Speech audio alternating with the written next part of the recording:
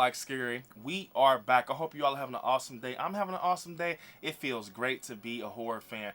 So you all today, I want to talk about the Halloween sequel that we should have got, but unfortunately they didn't push forward with it. But who knows, maybe someone will pick this up and they can work something out and give us the Halloween that can actually work and be a perfect sequel to Halloween. Even though 2018 is great, this was actually going to be the original 2018 Halloween Returns. So you guys, before we get started, definitely smash the like button because it definitely helps. So you ought to get into everything.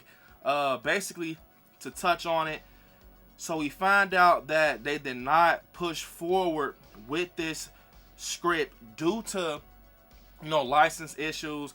Halloween Returns sadly was scrapped after Dimensions Film lost their share of the rights to the franchise, causing parent company Miramax Pictures, along with Trankius and International, to begin shopping the franchise around for a new distributor. As result, Patrick and Marcus were released from duties. So unfortunately, they got released, with Dimension and everything, and then they pushed forward with David Gordon Green and Danny McBride, and they did 2018. But the script is actually solid, and I like how it opens up. Basically, I'm gonna kind of give you guys a little taste of the script, saying the script was dated June 7th, 2015. Begins just moments after Loomis shoots Myers off the upper balcony at the dollhouse. This opening pre-credit scene is set in Haddonfield, and it's all from Michael's point of view as he rises from the ground outside the doll's house, and then follows a wounded would-be victim named Karen from the streets into the home of Deputy Gary Hunt.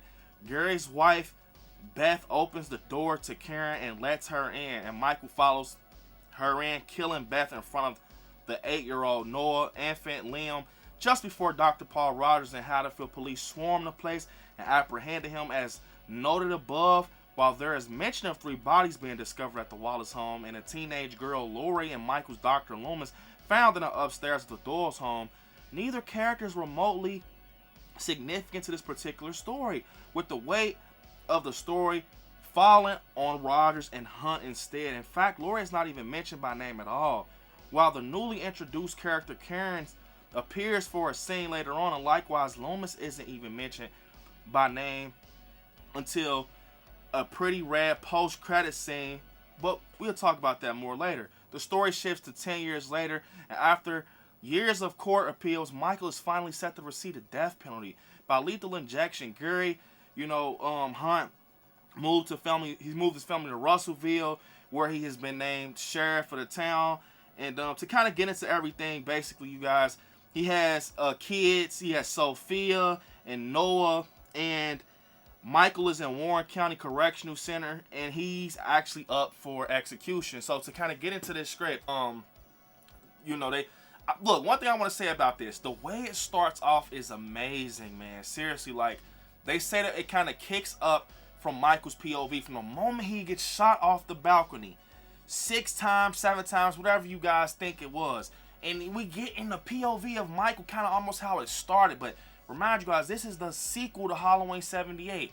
And then he goes and follows a wounded, person in the house, which name is Karen. I see why, 2018, we got that as Judy Greer. But goes in the house and follows her in and takes out the wife of Rogers, man. Takes out the wife of Rogers, from my understanding. And then kind of the push forward, Sophia actually decides to want to, because their dad is actually the sheriff of the town, and they actually decide to take his key card to just want to see Michael get executed with their own eyes, because he's going to get the lethal injection and everything. So from my understanding, basically, they're saying that Michael actually escapes this. So what happens is, it says late that night, a crowd gathers to watch the execution, and the 2 teenagers sneak into the back of the viewing room undetected by their fathers. Also in attendance is Karen, the wounded victim from the opening. They watched as Michael is injected, and just as he begins to lose consciousness, the injections don't take. He fights, he squirms on a table. It kind of pushing forward. It's storming outside, and Rogers and Hunt, so it was a chemical explosion, and Rogers and Hunt actually try to make, attempt to recapture Michael, but their efforts are halted by the explosion. And then the following day is October 31st, which is Halloween, and media reports the Halloween killer, has been killed in an explosion. So he's covered up, and now he's out of hiding for thinking he's dead in an explosion. But kind of to touch on everything, so Michael, you know how in 78, they're like, yeah, he went to a hardware store, he stole some rope, a couple of Halloween masks and stuff like that. So on this one, the store that Michael goes to is called Silver Shamrock Novelties. And they say that he picks up a mask that is kind of different. Now, this part I don't know if I agree with. The mask is kind of different from the 78 mask, so I don't know about that part. But they said also the pumpkin, the skull, and the witch exist in this script. So I think that's cool that they kind of threw that in there to some Silver Shamrock, fan service. And the jingle play, they said that the jingle plays on television, in the store and everything. So it's kind of like merging Halloween storylines, which I think would have been cool, and a lot of people enjoyed that. But it says, meanwhile on the road, Rogers and Hunt seeks to find Michael while settling their differences. Roger feels personal responsibility and regret for what happened 10 years earlier, so much that it consumed his life, nearly costing him his family. Pushing forward, so he's basically almost feeling like Laurie, it seems. Like he's feeling like Laurie, this Roger character.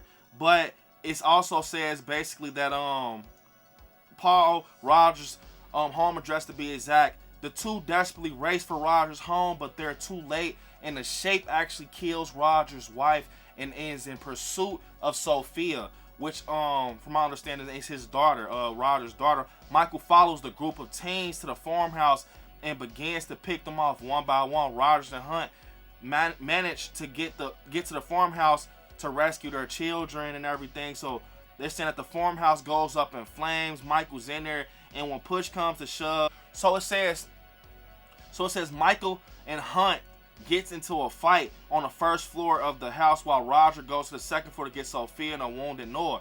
Due to the fight below, a candle is knocked over and sends the farmhouse in flames. Then it says Noah actually, despite Hunt's best efforts, Hunt is eventually killed. Witnessing the death of his father, Noah charges at Michael. So actually, Noah and Sophia are not siblings. Their dads just work together. So he charges at Michael, knocking him into a basement. Noah suffers a broken leg. Sophia arrives and shoots him. Roger also shows up, distracting Michael, giving the two teenagers enough time to escape through the basement window. Michael wounds Rogers with splitting his tongue, jams a sharp piece of glass in his mouth, in Rogers' hand, and then sends him out in the mask, believing it to be Michael himself. The police opens fire, shooting Rogers. Wow, this is insane. So what happens basically is like the H2O thing. So it said that once Michael shoves the glass in Rogers' mouth, Michael actually sends Rogers out of the farmhouse. The police fired shots and shot Rogers down. Sophia notices that the person that is getting shot is not wearing coveralls and informs the police that Michael is still in the burning farmhouse. When police enter, Michael is nowhere to be seen, and messages has been written with blood saying that the town will never be safe again. Outside, wounded but still conscious, Rogers revealed to his daughter that he's been wrong. Michael didn't just want them dead, he wants to kill everyone. And it says in the tree lines at the edge of the property, Michael disappears into the darkness. So you guys, basically, I think this would have been cool, because in my opinion, it's like a lot of, Halloweens merged. It's like a lot of Halloweens merged, you guys, in my opinion. You got H2O, you got Silver Shamrock, and it's like, it's a continuance to 78. It's a sequel, and with this sequel, I feel that this could have definitely worked just off Michael, escaping Warren County. He was about to get executed, get the lethal injection. Chemical explosion happens. He escapes, and they think Michael actually dies in this chemical explosion. But he pursues in Haddonfield, and he rushes to Rogers' wife, from my understanding. He kills her. He actually telling Sophia after him being, sent outside with a Michael mask on and getting shot down, saying that we find out that Michael just doesn't want to kill him. He wants to kill everyone. So it's almost like Michael's a killing machine at this point. And, in 2018, it was more of Michael wanting to get home. And this one seemed like he wanted to kill anyone in his face. But the Sophia and Noah characters seem interesting, seeing that their dads work together and they're the sheriff. And they decide to try to team up to witness Michael get took out and everything. But this Karen character definitely connects to Judy Greer in 2018. I think that's where they got the name from. But she actually was connected to 78, from my understanding, when Michael gets up in his POV. And that's crazy. And I think the reason this could work, because we're all talking about fresh starts and everything with Halloween once it comes back, but this could be a fresh start because you see that they said they're not even talking about Laurie Strode in this. They're not even talking about Dr. Loomis. They're starting off fresh with Karen, Sophia, Noah, Rogers, Hunt. And I think that it would have been, crazy. Now, we don't have to use these characters, but I love how it continues straight from when Michael, he gets up and he's in the POV and he goes there and he gets captured and he gets sent over to the, the Warren County Correctional Facility. Now, we kind of got something similar to that with Keels, the flashback and everything, which I love. Also, they kind of show, like, saying that the farmhouse was in flames, kind of giving me those vibes where the Laurie's house was in flames and Keels. But one thing I like that sticked out to me, first off, we see and hear that Michael takes out the Hunt character. He takes him out. They have a little fight, and then he kills him in front of his son, which is Noah. Noah charges at Michael, ended up breaking his leg after pushing Michael in the basement. Michael strikes him, and then Michael stabs Rogers in the mouth with a piece of glass, cutting his tongue, making him not be able to verbally talk, and sends him outside in his mask, almost like. Now, I like this actually better than H2O, I mean, kind of, but because he's sending him out in the mask, the cops shoot him down. Michael's walking there standing in the tree line, and he walks away scotch-free while Sophia's father is laying down wounded with Michael's mask on, all because they're thinking that it's Michael whole time. Sophia peeps, no coveralls, that's my father. Guess what? Already leading into another Halloween film because he gets away just like in H2O.